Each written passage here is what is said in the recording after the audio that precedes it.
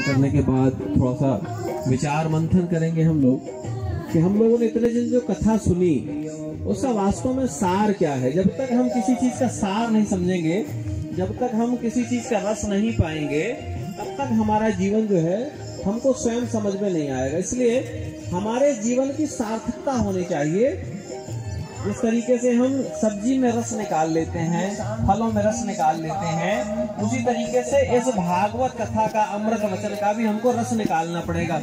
और जब हम किसी अर्क होता है, दवाइयों का भी जो निर्माण होता है वो अर्क से होता है, तो हम रस का पान करें, अमृत का पान करें और हर विचार को कहीं न कहीं हम समाज को मजबूती देने के लिए, राष्ट्र को मजबूती देने के लिए, धर्म आध्यात्म को मजबूत करने के लिए अपने आप को समर्पित कर, वो भी हृदय से, प्रेम से, सद्भाव से, क्योंकि सत्य, प्रेम, सद्भाव, समर्पण से सब कुछ पाया जा सकता है।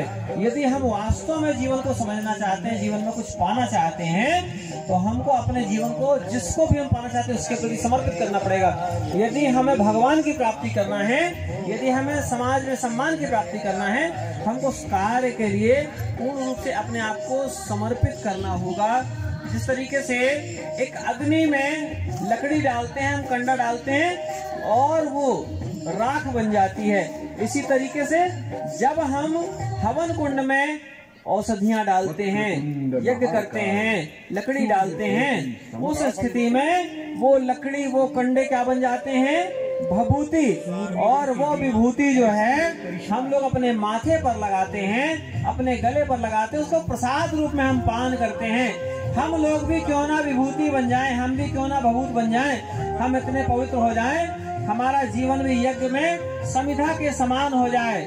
और यदि हम यज्ञ में समिधा के समान हो जाते हैं तो हम उस चीज को पा लेते हैं जिस चीज को पाने के लिए परमात्मा ने हमको यहाँ पर भेजा है।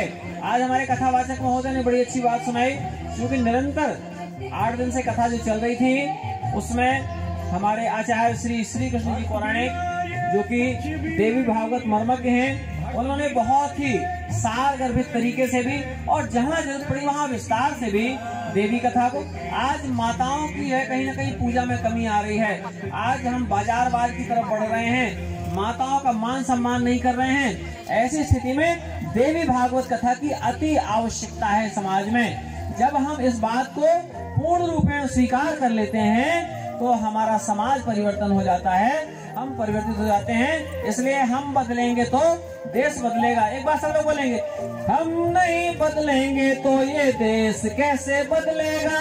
हम नहीं बदलेंगे तो ये देश कैसे बदलेगा? हम नहीं बदलेंगे तो ये देश कैसे बदलेगा?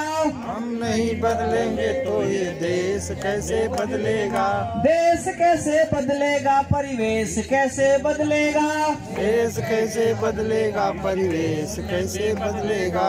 तो हमको यदि देश को बदलना है तो सबसे पहले स्वयं को बदलना पड़ेगा। आप चाहते हैं कि फलाना ईमानदार हो जाए, क्या हम ईमानदार हैं? हम दूसरों से उम्मीद करते हैं, जो उम्मीद हम दूसरों से करते हैं, हम खुद अच्छे बन जाएं, वो हमको देखकर स्वयं सुधरेगा। दुनिया नकल करती है, आप जैसा बनेंगे दुनिया आपको देखकर वैसा बनेगी, आप जैसा करेंगे आपके बच्चे आपको देख करके वैसा ही करेंगे। इसलिए आपसे बार बार निवेदन है, बार बार प्रार्थना है, हमेशा सत्य मार्ग पर अपनी संतानों को चलाइए, अपने परिवार को चलाइए और खुद भी चलने का प्रयास करिए। ये आपसे मेरा निवेदन है, आग्रह है। मुझे भी आप जो है कहीं न कहीं शिक्षा दे सकते हैं अपने आचरण के द्वारा, अपने विचारों के द्वारा। बोले भद्रकाली माता की जय, धरती माता की जय, भारत माता की जय। यहाँ पर उपस्थित सभी पवित्र आत्माओं की जय। सर्वमंगल मांगल्ये शिवे सर्वार्थ साधिके शरण्ये त्र्यंबके गौरी नारायणी नमोस्तुते। जयंती मंगला काली भद्रकाली कृपालिनी दुर्गा क्षमा शिवा धात्री स्वाहा सुधा नमोस्तुते। सर्वे भवन्तु सुखिनः, सर्वे सन्तु निरामयाः, सर्वे भद्राणि पश्यन्तु मा कश्चित् दुर्भाग् भवेत्।